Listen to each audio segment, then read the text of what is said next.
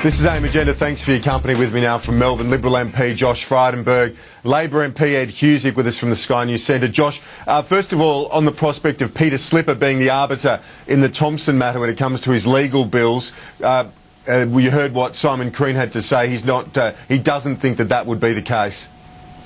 Well, Peter Slipper should have absolutely no role in what the Privileges Committee decides when it comes to Craig Thompson's payment of legal bills and arguably his breach of the disclosure requirements of the Parliament. Look, we've got a farcical situation here where the government is protecting Slipper. Slipper will arguably be protecting Thompson, and Thompson, by virtue of his vote, is protecting the government. This is ring-a-ring-a-rosy, Kieran, and it's just not on, and it's brought the Parliament into disrepute. What do you think, Ed? Obviously, Peter Slipper, it is a bit odd that he would have any role in this, given he stood aside.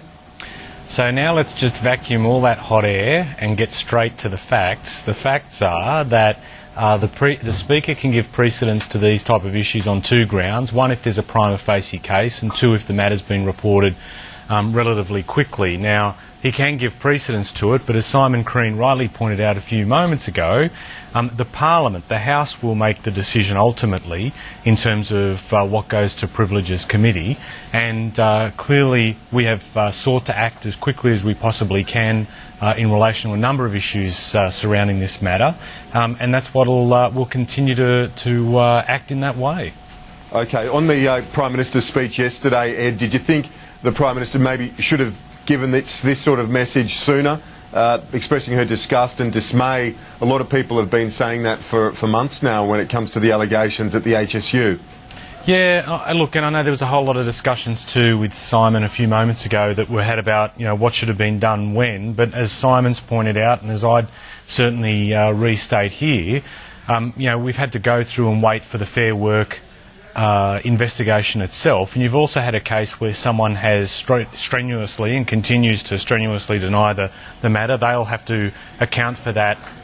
Craig Thompson will have to account for that ultimately in court.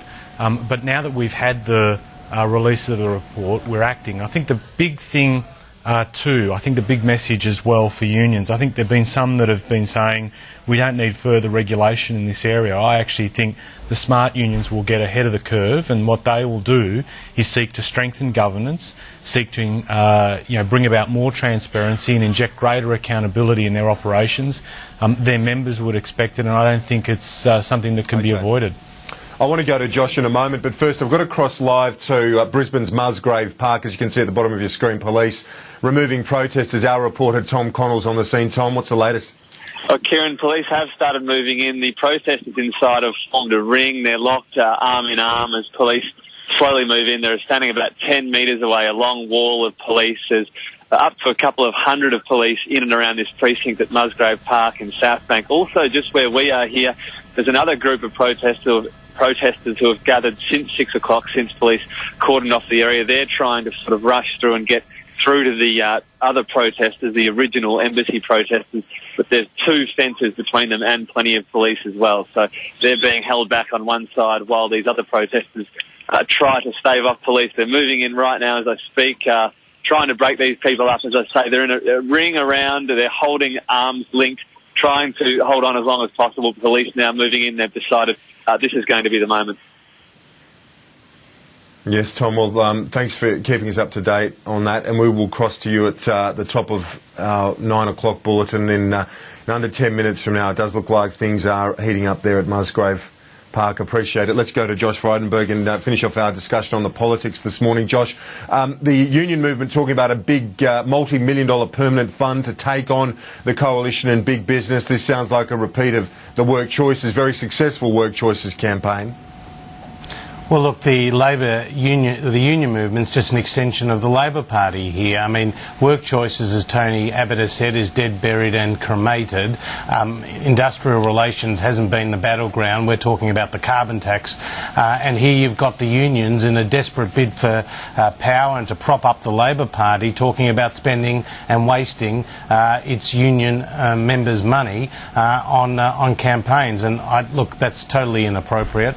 But, when when Ed says that he and Simon Crean are apologising for the investigation into Thompson taking a bit long, well, you know, they're crocodile tears, Ed. They're crocodile tears. It's taken more than 3 years. There's been an institutional go slow, and now you have Fair Work finding more than 150 contraventions by Thompson. Thompson has a case to answer, and when he's before the Parliament, for his sake, he better be careful and he better tell the truth, because Paul Howes and Peter Beattie and Kathy Jackson don't believe what he has had to say already. Gentlemen, we did have some other issues we were going to talk about, but this is this volatile situation in Musgrave Park, Brisbane, is obviously. I want to ask you about this. Obviously, with no notice given, but this is quite a confrontation we're seeing in Musgrave Park this morning. Ed Husic, your thoughts on this as the police move in and start removing protesters?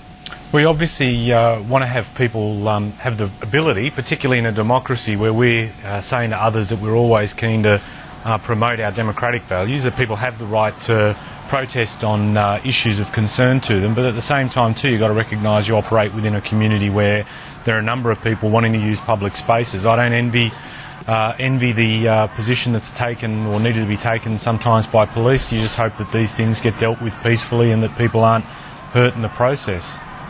Yeah, Josh, I want to get your thoughts on this as well as we look at the live pictures coming in from Musgrave Park. It's the police are charging in again. There you can see that the protesters resisting their efforts to clear them out of that park, that tent embassy. Your thoughts this morning, Josh? Well, it doesn't happen very often on this show, Kieran, but I have to say Ed speaks for both of us this morning on that, because he's right to point out, look, it's a balancing act. There is an absolute right to protest. We live in a free democracy.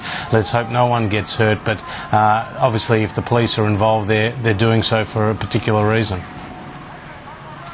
Okay, let's, if we can, I'd like to get Tom Connell. Tom, you're there. Things... The tension looks like it's almost going to erupt there this morning. Yes, well, they've just broken up those protesters. All of that Brisbane Embassy protesters have all been taken out now. And all the other protesters that have joined since are chanting around, always was, always will be Aboriginal land. They're chanting. They're surrounding people, certainly police quite tense here, and there are arrests going on around the place, so police trying to control this situation. But as I say, the fact that they came here at 6 and then it's waited now until just before 9 o'clock has meant a whole lot of other protesters have joined on from the original group of about 30 or 40, and they're now chanting. And certainly things tense at the moment. Haven't seen any major flare-ups of violence at this stage, just seen a few arrests. So police hoping obviously to avoid that. Yeah, Josh and Ed, thanks for your time this morning. I'll let you guys go. I'm going to stay here with Tom Connell now. And as Josh and Ed both said, we all hope that no one gets hurt in all of this. And thankfully, as you say, there's been no violence at this point.